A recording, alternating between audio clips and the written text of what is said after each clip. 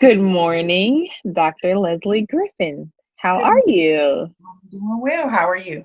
I am fabulous. Thank you for taking time out of your busy schedule to join me at the Beauty Locker. Most Absolutely. people who will watch this video don't know who you are. I know that you have founded Marriage Champs, an organization that ministers to married couples, and you've also worked in the local church and outside of the local church. So, can you tell us what made you or what inspired you to birth this organization, the Marriage Champs? Sure. So, Marriage Champs was really birthed out of a desire to improve my own marriage. So, back in 2012, my husband and I had been married probably 9 or 10 years, and things were not going so well. My husband was unhappy, and I was disturbed that he was not happy. And so I was trying to figure out a way to really connect with him and to speak his language, just to try to improve things between the two of us.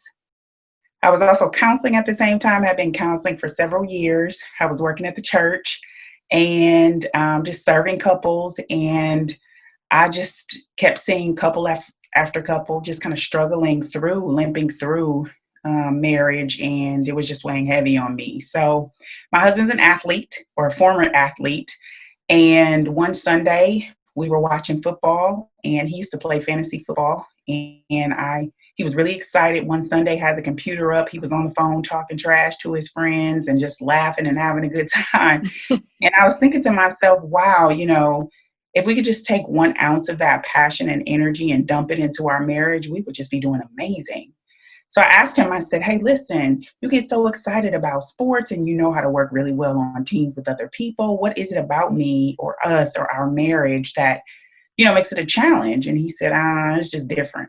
And I said, no, it's not different. It's the same concept, same idea, same, team kind of mentality. And he said, no, it's just different. And I said, no, it's not. And I'm going to show you. So that kind of birthed the idea for Marriage Champs. It's kind of a team themed way for couples to kind of grow their marriage, strengthen their marriage, or even to restore their marriage. So I started using some of the analogies and techniques with the couples I was serving at the church and outside of the church, and it started to work. So I just kind of stuck with it. So that, and it did improve my own marriage. So right now, I'm happy to say that God really used that time and those struggles to not only just restore our marriage, but birth this. It's really ministry for me. It is a business, but it really is ministry for me to birth this company and to allow me to not only be able to improve my own marriage, but to help other couples improve their marriage as well. Absolutely. That's awesome. I too know how sports can bring people together. So I find it very um, amazing or very interesting that you was able to make the parallel those two dynamics, and it's helping people. So praise God for that. Thank you so much. Yeah. So, as you know, and everyone else knows, we are facing one of the biggest health crises that America has seen, or at least in our lifetime. I know my lifetime for certain, that I can remember, with COVID-19. Yeah. And with COVID-19, it's placed us in a precarious situation in our homes. Mhm. Married couples are noticing things.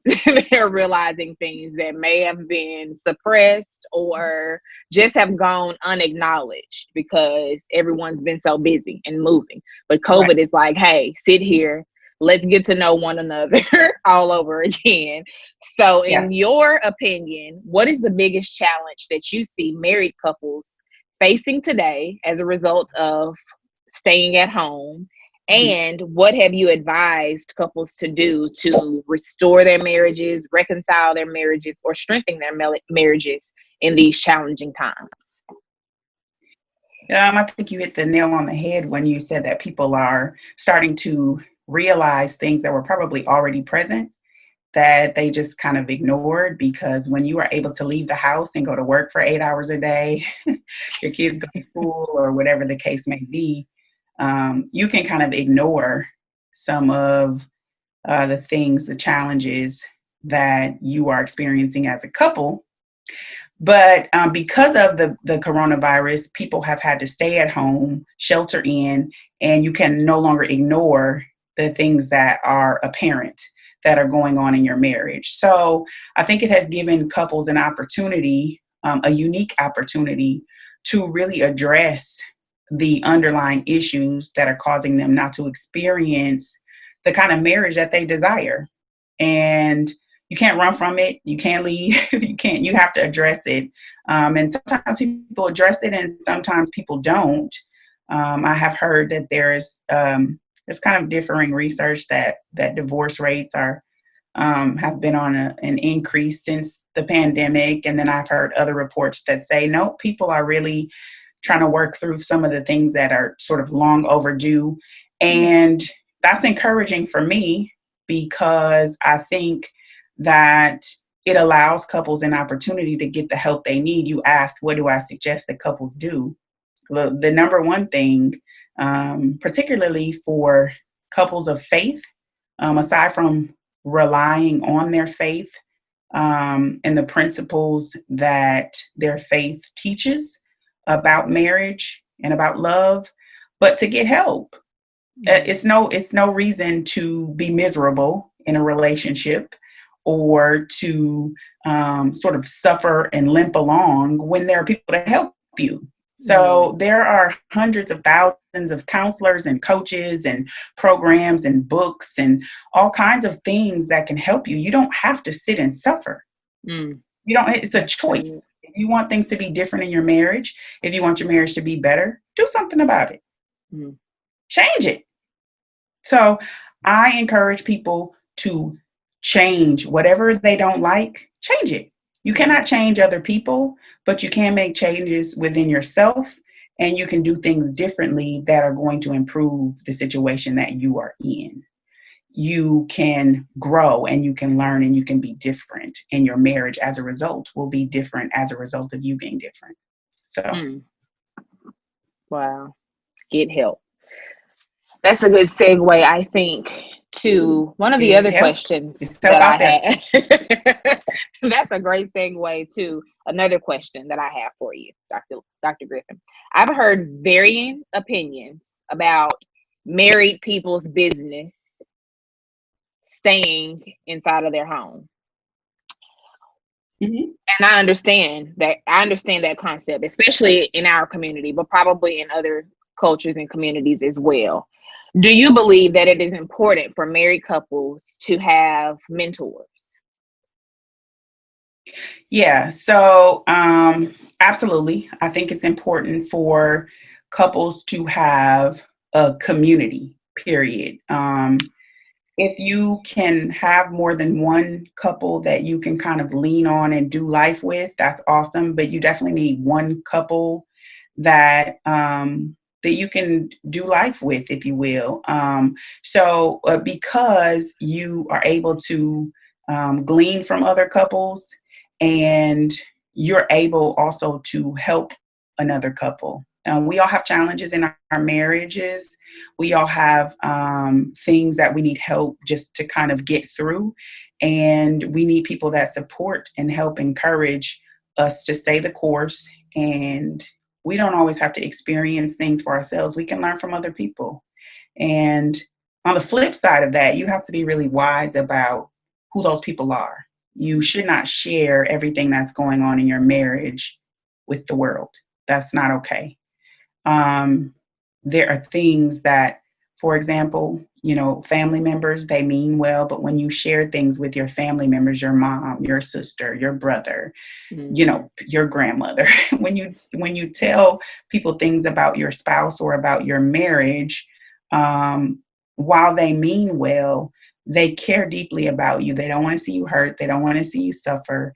And so they may tell you things that are not wise.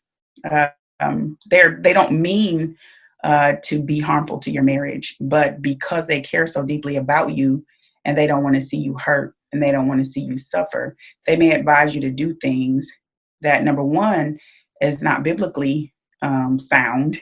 And number two, that is going to be more detrimental than it is going to be helpful to your marriage. So you have to and then once you have forgiven your mate or you have moved on and you're no longer mad, sometimes they're still mad. Right. They just hold on to it, and now they have a different perspective of your mate or your marriage, and they have all these opinions about what you should and should not do. And ultimately, if that's who the Lord called you to, and you guys are one, and then there are things that you're going to have to go through and that you're going to have to suffer through and fight through and work together to get through it. And other people may not understand that. And it's not really for them to understand. Right. So you just have to be mindful of who you share things with. And if they're not wise people, if they are always advising you to leave your marriage or to do something other than what the Lord would have you to do, then you want to avoid talking to those kind of people. So I guess the answer is kind of twofold. You want to have, if you can, if it's not necessarily a mentor couple, maybe an older couple. I don't mean older necessarily in age, but a couple that maybe has been married for a little while, that has been through some stuff, that can encourage you and say, hey, listen, we have been through stuff too. And you just got to figure it out. Right. You have to figure it out. And here's some things that we did. Here's some things you might try. It may or may not work for you, but we want to encourage you to stay the course, because ultimately it's worth it. It's worth it. So yes, you need people that can cheer you on and say, come on, you can do it. But you also have to be wise about who those people are and what you share with them. So. Absolutely. We should always be prepared with the full armor of God. As we know that, we've heard it. Our pastors have taught it. We've heard it in different Bible studies that you can obtain from any number of Bible stores, or not, Amazon, wherever the case may be that you find your resources. How do we fight the enemy in a collective manner? I know Ephesians 6 talk to us about this, but from your experience, some other tools and resources that you may have equipped your clients with, or those that you've ministered to, in a collective manner, as we attempt to stay married and, fight this fight against what the society has made not so trendy anymore. How do we stay equipped? How do we fight the enemy in this race, in this journey outside of Ephesians 6? So Marriage Champs, we kind of focus on 5 sort of core areas or pillars, if you will. One is spiritual growth. The second is passion. Then we have intimacy, teamwork, and commitment. And I think that's kind of our framework for understanding marriages that thrive and those that don't survive. So if you can focus your time, energy, and attention on those 5 areas, how are we growing spiritually? Where are we at with regard to passion, the passion in our marriage? Where are we at in terms of intimacy, communication, not just the physical intimacy, which is important, but emotional. How are we working together as a team? How well are we doing on that? And how committed are we to this? So do we have goals? Do we have a vision? Do we know what it is that we're working to achieve? You'd be surprised the number of couples who don't have goals. They just live every day. They just wake up, go to work, come home, cook, eat, go to bed, and do it all over. There's no real purpose. No intentionality about what it is that they're doing. And for us at Marriage Champs, we try to teach couples just the concept and the idea that either, every single day you're either growing together or you're drifting apart. And so you want to make decisions every single day that cause you guys to grow together as opposed to drifting. People sometimes say, when they're headed for divorce, they're like, oh, we just fell out of love, or, it's just, there's no, either you love a person or you don't love a person. There's no in and out. And I think what people mean when they say things like that is that, there really is just no passion there. Okay. How do we, reinvigorate? How do we re-implement or reintroduce the passion that was once in your relationship that is no longer there. So if couples can really focus on those 5 areas, you definitely need to be growing spiritually. Because if you are not, it is difficult to do the things that we are required to do in marriage, like forgive your mate. Right. There are things that they're going to do because they're a fallible human being. They're not perfect, and they're going to hurt your feelings. Maybe not intentionally, but they're going to do things for a number of reasons that are going to be hurtful to you. And if you are not willing to forgive, or you don't know how to forgive, then you're going to struggle in marriage. And so spiritual growth is really important. It's kind of the number one, that's the foundational piece. But you have those 4 other areas that couples really need to focus.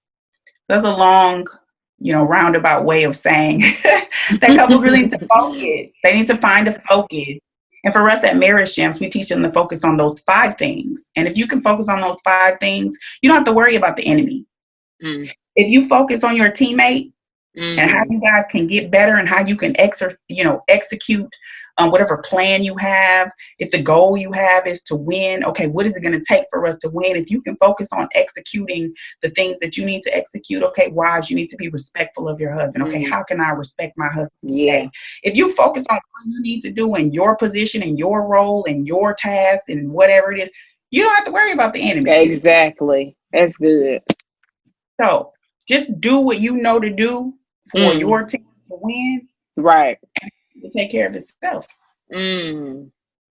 I just love that. I love that terminology. Teammates, man. I love it. Okay, my next question for you would be, you kind of just tied into that. So the relationship goal. But what would you say your relationship goal is? I know that's cliche, especially now with the whole hashtags in that arena. But if you were to say a relationship goal for you is, and why would you say that? My relationship goal really is to represent Christ's love for the church through my marriage. That's good. That is like my ultimate goal. Right. I want people to see how much God loves us by being a great wife as best as I can and respecting my husband and loving him well. Like that is my goal. Right. That's my number 1 goal. Number 2 would probably be to make sure that we fulfill all that God would have us to fulfill. And so just building a legacy that we can be proud of, despite all of the challenges, all of the things that have happened, the good, the bad, all of it. At the end of the day, when the Lord calls us home, I want to be proud of what we built as a couple. Absolutely. So I'm proud of it. And I want any children that we might have or anything like that to be proud of it, to be proud of what we represent as a couple, as a unit. Right. Because the witness is important. Like if people don't have examples, then they won't continue on this journey because it gets hard. It gets rough. It gets tough. Speaking of which, what is one thing that almost made you quit, give up, throw in the towel? Rather that was your marriage, your ministry role, or yourself. What is the one thing that almost made you say, you know what, I can't do this no more. I am about to be done. This is it. Yeah. Wow. I never really wanted to quit in my marriage. My husband has, but I hate losing. Like, I'm just like, no, it's going to work. I don't know how. I don't know how it's going to work, but this going to work. When I signed up for this, I said till the day. So I don't know what you're talking about, but this is going to work. So I never really wanted to quit in my marriage, but there have been times where I have been like, you know what, Lord, I'm just ready. If you're ready for me to come to glory, I'm ready today. Because if you today, I don't know if I'm going to be, I don't want to shame you and I don't want to do anything. Just take me now because this is too much going on. So, when things are falling apart all around you and you feel like, I felt like my marriage was kind of falling apart. My mom was sick. She was dying with cancer. My life, everything was just not going well. And, 2014 was a very challenging year for me. So I remember saying, Lord, you know what? I'm ready. I'm ready. Take me glory. Just ready. I've never really been suicidal, never really been homicidal or anything like that, but I have been ready to just say, you know what, I have done my best. I have done my best, and I am exhausted emotionally. Right. And I'm just ready. And then I remember driving on the highway, and then the sun came out. Like, it was like the clouds parted. And I just felt like, yeah, I get that you're ready, but it's not time. It's not time. There is more work to be done. There are more people to serve. And what happened is I got a phone call from a former client about their marriage that was like, you will not believe what happened, and I got kind of a praise report. And so Praise God. sometimes it happens when I get really low, where I just want to quit serving. Like, this is not working. I'm trying to help couples. I'm trying to serve. It's not getting better. People still, I'm just over it. God will give me an indication that no, nope, nope. You gotta keep doing the work. Wow. And then I realized that the results are not up to me. They're not. My job is to simply just do what the Lord called me to do, and that's to encourage, to listen, to equip, to provide wise counsel, and the results are not mine. It's up to the Lord, and it's up to the couple to really do what it is that the Lord is asking them to do for the marriage, either to be restored or for them to continue to grow in a way that is meaningful to each of them, in a way that brings glory and honor to God. So there are times that I get tired because I feel like I'm not seeing the results, or I hear people say, such and so is getting divorced, or if things are going on personally in my life, like my mom or like my husband being unhappy some years back. Those kind of things have made me really just feel like, this is just, what am I doing? Yeah. But then God always reminds me some kind of how, why this matters, and that it's bigger than me. When I make it about myself, then I want to have these pity parties, but it's not about me, and I'm not responsible for results. I'm not responsible for any of it. I just really am just a vehicle. And so I hope that answered your That question. did. Thank you so much. So really quick before we end, how long has Marriage Champs been established?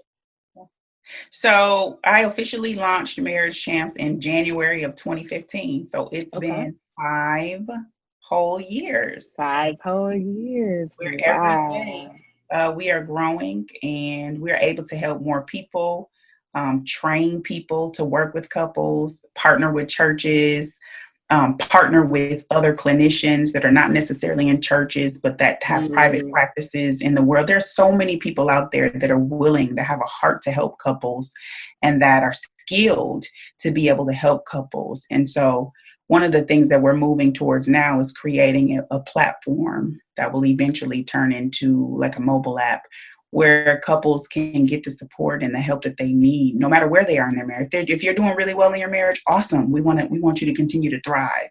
If you're just kind of like surviving, we want to help you turn it around so that you can continue to, that you can thrive again. And if you're not doing well, if you're in a crisis, if things are not going well in your marriage, you can turn it around. It's never too late. It's never too late. And there are people that can help you. That's And we good. can connect you with those people. We can encourage. We want you to be, we are cheering couples on. Like, we are just want couples to win. And it just brings us the greatest joy when we see couples really achieving more together, and experiencing the kind of love and the kind of marriage that they desire. Right. And that God intended. Absolutely. He gifted us with this incredible blessing of marriage. And I know everyone, won't get married or haven't gotten married, but for those that are, I think, it's important that we treasure that gift, that covenant, because it's a blessing indeed, even in its ups and downs. Yeah, It's even in a the difficult blessing. times, even in the difficult times, God is using those difficult times to strengthen you guys. And He's doing something great. Right. He is doing something great in the midst of a storm or whatever it is. He is absolutely up to something. So I just want to encourage couples to just hang in there, to trust the process. And if you need it, get help. Good help. Well, thank you so much for your time. Thank you for I having me. appreciate you are. Very much so. And I am excited for all that you are doing with Beauty Locker. And I just thank you for the privilege and honor just to be a guest here. So thank you for having me. You are most welcome. Thank you. Thank you. Mhm.